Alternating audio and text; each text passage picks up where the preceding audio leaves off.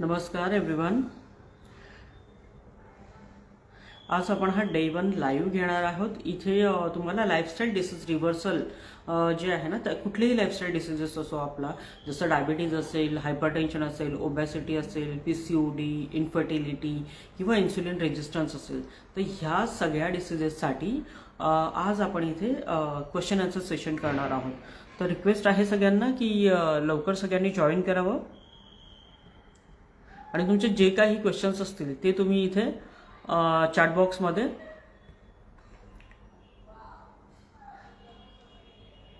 सगळ्यांनी इथे आपापले जे काही क्वेश्चन्स असतील तुम्हाला लाईफस्टाईल डिसीज रिव्हर्सलची रिलेटेड, ठीक आहे, तर तुम्ही ते सगळे क्वेश्चन्स इथे मला विचारू शकता. तुमच्या मनात कुठलेही प्रश्न असतील तर ते सगळ्या प्रश्नांची उत्तरं आपण इथे देणार आहोत.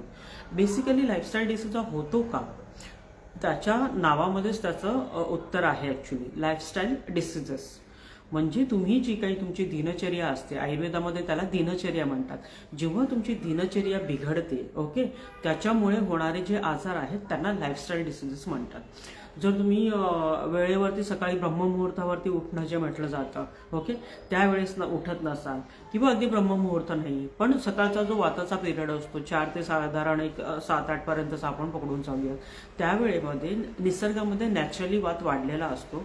तो तुमचे जे पेरिस्टाल्स मुवमेंट असतात, म्हणजे आतड्यांची जी हालचाली असतात ना, त्या नॉर्मल असतात त्यावेळेस, आणि ते नॅचरली तुम्हाला जे मोशन होत असते किंवा युरिन असतात, ते जे आपले प्राकृतिक हे असतात ना, त्या सगळ्या गोष्टी तुमच्या त्या वेळेत योग्य वेळी तुमचं मल जे आहे ते बाहेर पडायला लागतं. म्हणजे मोशन व्यवस्थित होते, तुम्हाला पोट साफ व्हायला हेल्प होते. जर तुम्ही ब्रह्ममुहूर्तावरती किंवा सकाळच्या वेळेत उठत असाल, तर अगदी 10 नंतर 11 नंतर उठत असाल, तर तुम्हाला रेग्युलर तुम्ही बघू शकता की तुम्हाला ना त्याच्यामुळे कॉन्स्टिपेशन होणं किंवा ॲसिडिटी गॅसेस होणं किंवा अंग जड वाटणं, आमं जे असतं ना ते तयार व्हायला लागतं तुमच्या शरीरामध्ये जर तुम्ही लेट उठत असाल तर. लाईफस्टाईल डिसीज जे काही होतात ना, त्याचं उत्तरच आहे की जर तुम्ही तुमची लाईफस्टाईल सुधारली, जर तुम्ही तुमची दिनचर्या सुधारली, तर तुम्हाला या लाईफस्टाईल डिसीजेसमधून जे आहे तुम्हाला अगदी व्यवस्थितपणे तुम्ही सगळे डिसीजेस तुमचे रिव्हर्स करू शकता.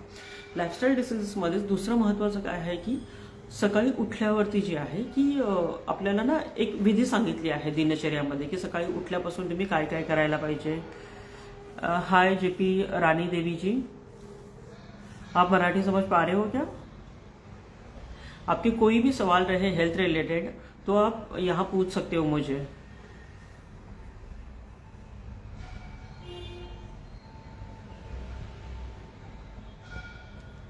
येस, तो ही लाईफस्टाईल डिसीजेस जे काही आहेत ते बेसिकली ना, आपण फक्त इथे काय करायचं आहे की आपल्याला काही योग्य खाणं पिणं आहे, किती वेळची झोप आपली नॉर्मल झाली पाहिजे.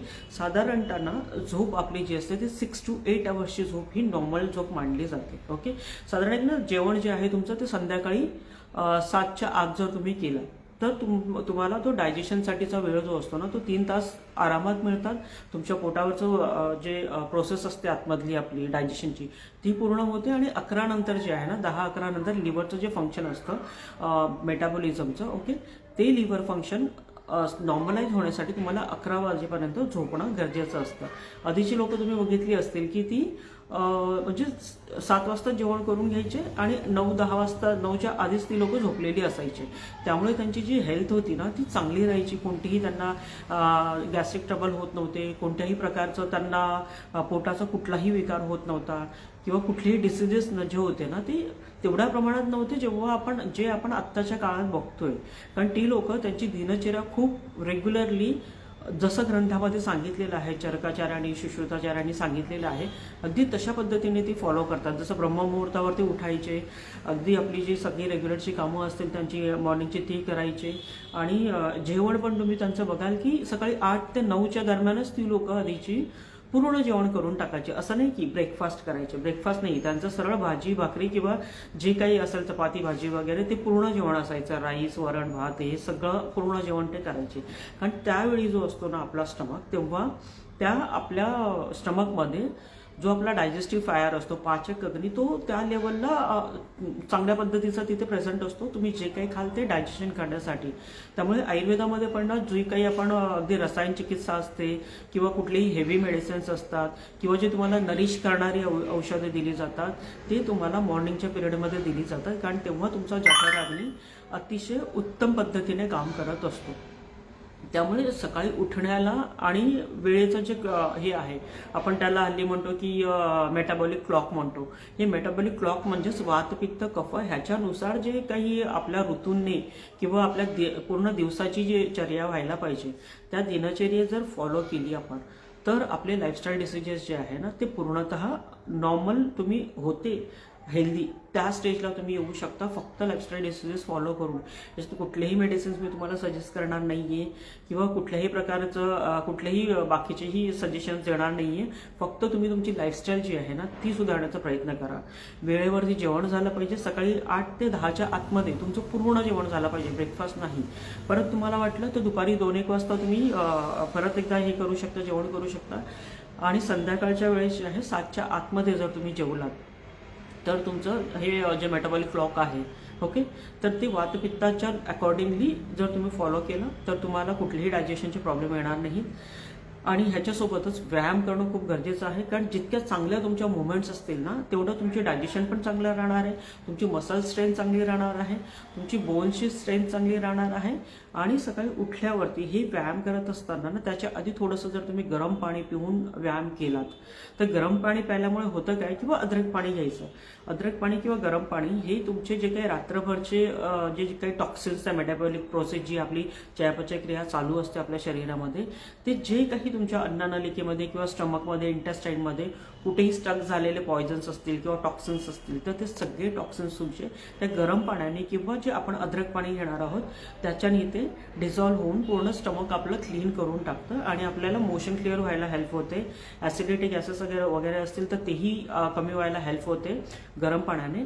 आणि गरम पाणी पिऊन जेव्हा आपण एक्सरसाइज करतो ना तेव्हा ते पाणी आपल्या मायक्रो टिश्यू लेवलला जाऊन जे काही टॉक्सिन्स आहेत ती युरिन थ्रू तर बाहेर काढणार आहे, मोशन थ्रू पण बाहेर काढणार आहे.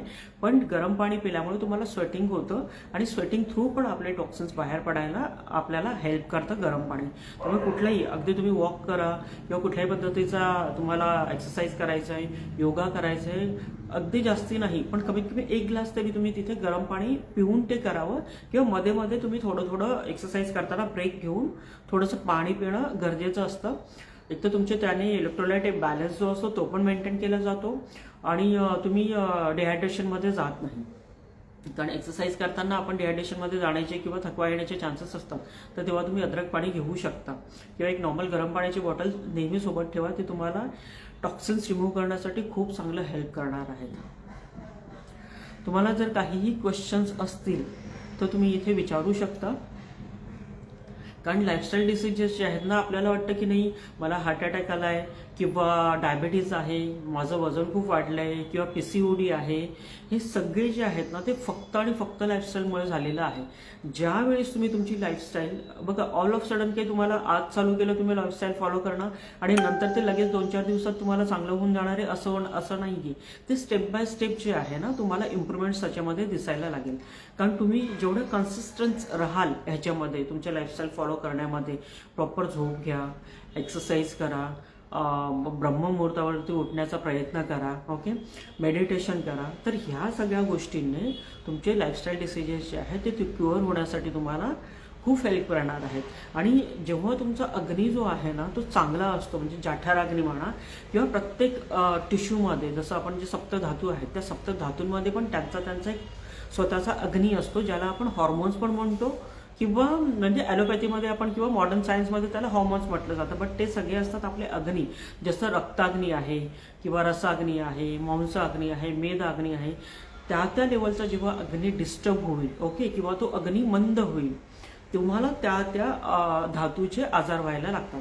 जसं तुमचा मेद धातू जो आहे तिथला जर अग्नी तुमचा डिस्टर्ब झाला किंवा तो अग्निमंद झाला तर मेदाशी रिलेटेड ॲज पर आयुर्वेदा डिसीज काय आहे की तुमचं मेटाबॉलिझम लेवल कमी व्हायला लागेल, तुम्हाला थायरॉइड डिसीज होऊ शकतो किंवा तुम्हाला डायबिटीज होऊ शकतो किंवा तुमचं वजन वाढू शकतं.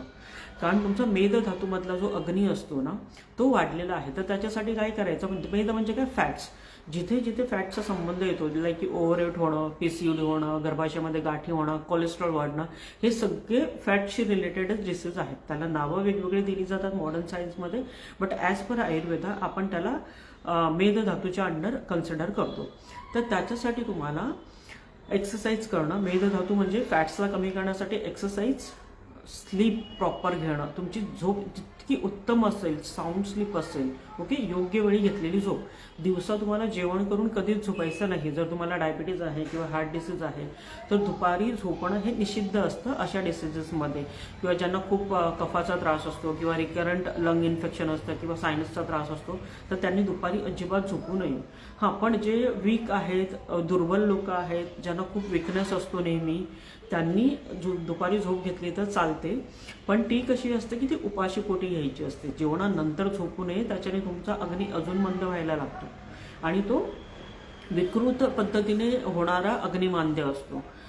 तर त्याच्यामुळे तुम्हाला अजून ॲसिडिटी, गॅसेस वगैरे जे आहेत ना, किंवा हळूहळू एक एक डिसीज वाढायला लागतात, की वजन वाढायला लागेल, तुम्हाला जडपणा वाटायला लागेल शरीरामध्ये. तुमच्या शरीरामध्ये केव्हाही म्हणजे टॉक्सिन्स वाढलं की सगळ्यात पहिल्यांदा तुम्हाला भूक कमी होणं आणि तुमच्या शरीरामध्ये जडपणा वाटणं आणि तुमचं पोट साफ न होणं, ही 3 मेन सिग्नल्स तुम्हाला बॉडी देतात, किंवा ही 3 लक्षणं तुमच्या बॉडीमध्ये सगळ्यात पहिल्यांदा दिसतात जेव्हा तुमच्या बॉडीमध्ये टॉक्सिन्स तयार व्हायला लागतात. ठीक आहे. तर हे जे आहे लाईफस्टाईल, ती दिनचर्या जी आहे ना, ती ॲज पर चरकाने जी जी सांगितली आहे ती आपण रोज बघणार आहोत. त्याच्यामध्ये अगदी तुम्हाला ब्रश कसा करायचा आहे, कोणत्या ह्यांनी, जसं कडुलिंबाची काडी झाली किंवा खदीरची काडी झाली, त्या काडीने तुम्हाला, कडुलिंबाची जी काडी आपण दंतमंजन करतो ना त्याच्याने तुमची माउथची जी कॅव्हिटी असते ना, तुमचे गम्स स्ट्रॉंग राहतात, जम्स वगैरे होत नाही, दात किडणं जो हा प्रकार असतो त्या कॅव्हिटीज अजिबात होत नाही, आणि कुठल्याही तुमच्या तोंडातून जो घाण वास वगैरे असतो, एक दुर्गंध येतो कधी कधी माउथमध्ये, जर काहीही तुम्हाला स्टमक क्लिअर नसेल किंवा काही माउथ अल्सर्स वगैरे झाले तर ते होत नाही. तर अशा पद्धतीने ना सगळ्या गोष्टी सांगितल्या आहेत, की काजळ कोणत्या पद्धतीने लावायचा किंवा कशाचं लावायचं आहे, ज्यांनी तुमची दृष्टी चांगली राहिल्या पाहिजे. तर अगदी सूक्ष्मातल्या सूक्ष्म गोष्टी सांगितलेल्या आहेत, की रोज सकाळी उठल्यानंतर आंघोळीच्या आधी तेल का लावलं गेलं पाहिजे, त्याला अभ्यंग म्हणतो आपण, किंवा उद्वर्तनम का केलं गेलं पाहिजे. तर अशा छोट्या छोट्या ज्या काही गोष्टी आयुर्वेदामध्ये सांगितलेल्या आहेत दिनचर्येमध्ये, कारण दिनचर्येमुळेच तुमची खराब झाल्यामुळे तुम्हाला हे लाईफस्टाईल डिसीज होतात. लाईफस्टाईल ह्याला आयुर्वेदामध्ये दिनचर्याच म्हणतो आपण. ओके. तर त्याच्यासाठी आपण रोज एक एक सेशन्स घेणार आहोत. कमीत कमी एक अर्धा तास मी रोज ह्याच वेळेत, म्हणजे साधारण एक 6:30 ते 7च्या दरम्यान आपण ऑनलाईन येणार आहोत. तुमचे जे काही प्रश्न असतील ते तुम्ही मला इथे विचारू शकता आणि पूर्ण दिनचर्या तुम्हाला मी पूर्ण समजून सांगण्याचा प्रयत्न करीन. आता जे मी सांगितलं की सगळे डिसीजेस जे आहेत ते आहेत इन्फ्लामेशन. ओके. IIT जो सगळ्या डिसीजेसच्या शेवटी तुम्हाला दिसतंय ते आहे इन्फ्लामेशन. तर इन्फ्लामेशन कमी करण्यासाठी तुम्हाला गहू जो आहे किंवा ज्याच्यामध्ये ग्लुकोन्स असतात, जसं दूध झालं, तर असे पदार्थ तुम्हाला बंद करायचे आहेत. ओके. सगळ्यात इम्पॉर्टंट गहू बंद करा. त्याच्याऐवजी तुम्ही बाजरी, ज्वारी याची भाकरी, जर तुम्हाला डायबिटीज किंवा वजन कमी करायचं असेल तर त्याच्यामध्ये तुम्ही हुलगा म्हणजेच कोळीत टाकू शकता, त्याच्यामध्ये नाचणी ॲड करू शकता, मेथीचे दाणे ॲड करू शकता तुम्ही, आणि असं हे मल्टीग्रेन आटा बनवून तुम्ही त्याची भाकरी घ्यायला चालू करा. तुमचे निम्म्यापेक्षा जास्ती त्रास ना विदाऊट एनी मेडिकेशन्स, कुठलेही मेडिसिन न घेता फक्त ह्या भाकरीमुळेही कमी होऊ शकतात. इतकी त्याच्यामध्ये पॉवर आहे आणि तुम्हाला पूर्ण जे न्यूट्रिशन मिळायला पाहिजेत ना, त्या हुलग्यामध्ये पण एक तर तुमचं वजन पण कमी होणार आहे, त्याच्यासोबत त्याच्यामध्ये खूप चांगल्या प्रमाणामध्ये कॅल्शियम असतं, त्यामुळे तुम्हाला कोणत्याही विटॅमिनची किंवा आयर्नची कमी पडेल असं नाही होणार आहे. आणि नाचणी जी आहे ती पचायला हलकी आहे, उष्ण असल्यामुळे ज्यांना थोडंसं उष्णतेचा त्रास असतो त्यांनी कमी प्रमाणात ते ॲड करावं. मेथी दाणे जे आहेत ते तुमचं शुगर कमी करण्यासाठी, फॅट्स कमी करण्यासाठी आणि स्पेशली इन्सुलिन रेजिस्टन्स कमी करण्यासाठी तुम्हाला हेल्प करतं.